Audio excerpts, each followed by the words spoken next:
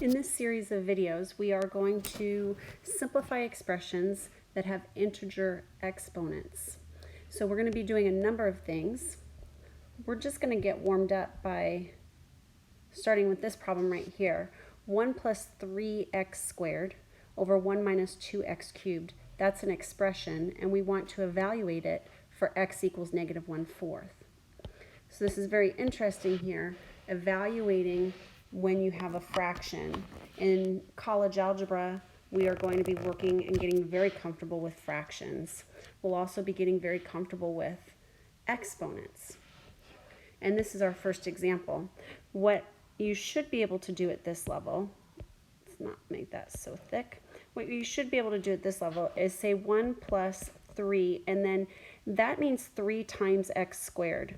Well, I know that negative 1/4 squared is a positive 1 over 16. So I have 1 plus 3 times 1/16 over 1 minus 2. Now, when I cube negative 1/4, a negative times itself 3 times is a negative. And then 1/4 times itself 3 times is 1 over 64. Now you should know some exponents here.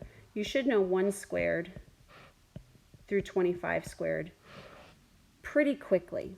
I would say you should be able to do that in less than maybe 40 seconds. 1 squared, 2 squared, 3 squared, 4 squared, 5 squared, 6 squared, all the way down to 25 squared. Then you should know 1 cubed all the way to 10 cubed pretty quickly. So 1 cubed is 1, 2 cubed is 8, 3 cubed is 27, 4 cubed is 64, which is where we are here. 5 cubed is 125, 6 cubed is 216, 7 cubed is 343, 8 cubed is 512, 9 cubed is 729, and 10 cubed is 1000. So I'm doing that just from memory. And those are facts that in college algebra you should be able to do fairly quickly. It's just like your multiplication tables in 3rd grade. You learn how to do all your multiplication tables. Well, at this level of math, you should know some more math facts, and these are some of them. 1 to the 4th power is 1, 2 to the 4th power is 16, 3 to the 4th power is 81, 4 to the 4th power is 256, 5 to the 4th power is 625. And then we have 1 to the 5th through 4 to the 5th. 1 to the 5th is 1, 2 to the 5th is 32, 3 to the 5th is 243, 4 to the 5th, 3 to the 5th, 4 to the 5th, that's where we are, 1024. So you should, like I said, you should know those facts, and I'm going to teach these lessons as if you do know those facts. So here we have 1 plus 3, the multiplication is in the parentheses, times 1 over 16. So that's going to be 1 plus 3/16 over 1 plus a negative times a negative will be a positive. 2 over 64 is 1 over 32. You're going to see me do these reducing fractions very quickly. The reason for that is because of the level of math that we're in at this point.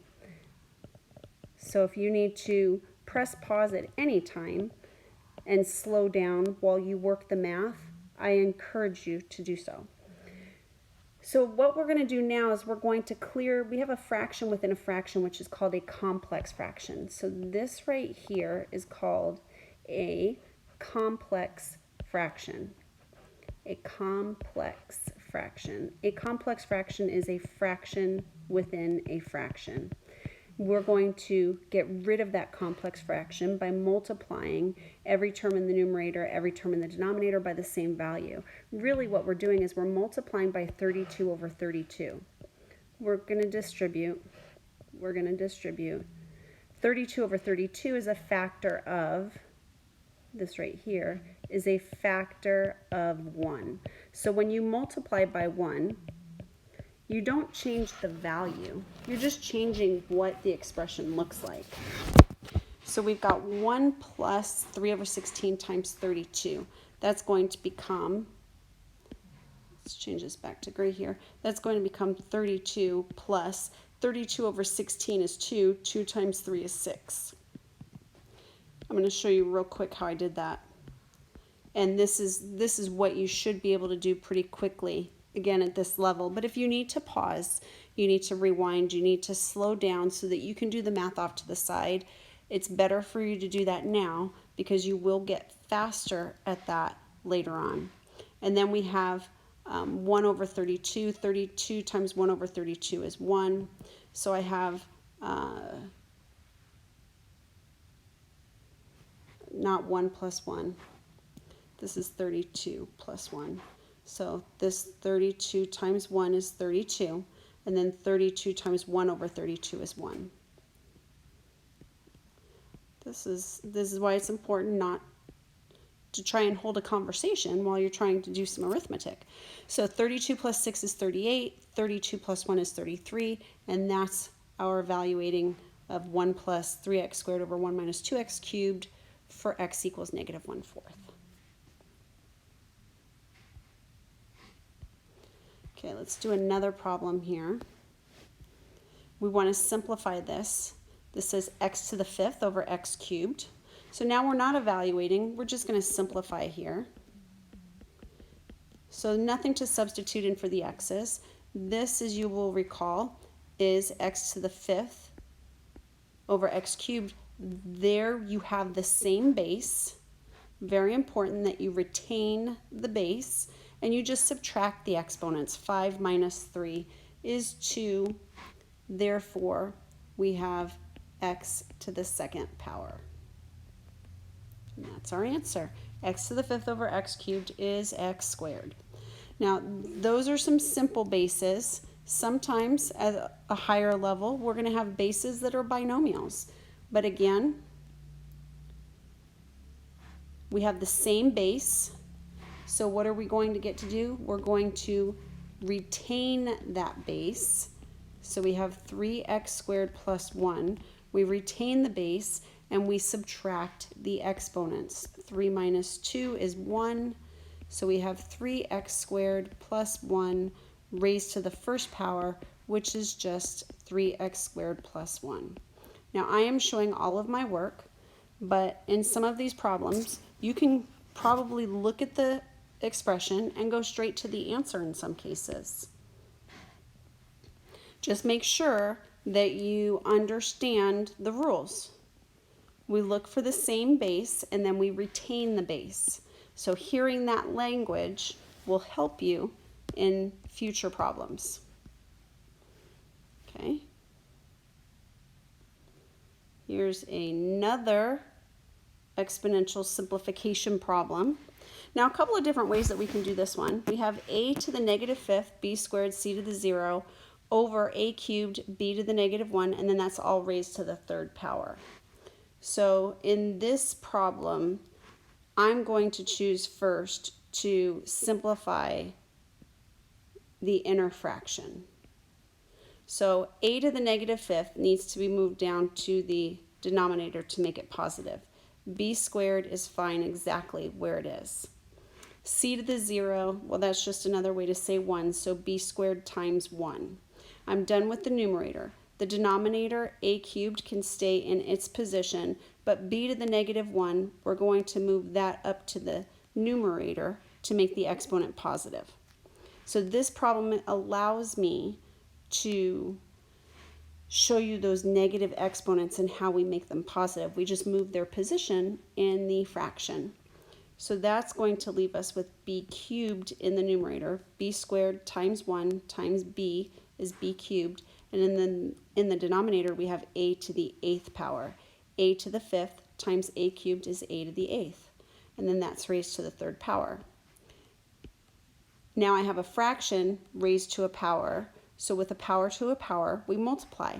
And every base in the parentheses is going to get that exponent of 3 on the outside. So b cubed raised to the 3rd power would be b to the 9th. A to the 8th raised to the 3rd power would be a to the 24th. So this is one way that we could do the problem and get the correct answer of b to the 9th over a to the 24th. Another way is if we take care of this exponent right away. We can take care of that exponent right away and use our power to a power rule with every base raised to an exponent within the fraction. So we'll have a to the negative 5 raised to the third would be a to the negative 15. B squared raised to the third power would be b to the sixth. And c to the 0 raised to the third power would still be c to the 0.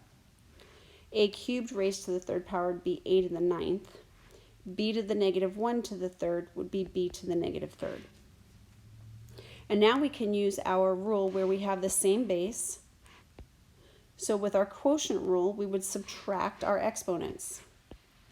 Same base, our quotient rule, subtract the exponents. So we have a to the negative 15 minus 9 times b to the sixth minus negative 3. That's going to give us a to the negative 24, b to the ninth. And then we make that negative 24 positive by moving the position of that factor down to the denominator. So many different ways to get to our final answer of b to the ninth over a to the 24th. Okay, here's one for you to try. So we'll try this. Go ahead and press pause, and when you're ready to reveal the answer, press play. Okay, our answer here is x squared plus 6x minus 1.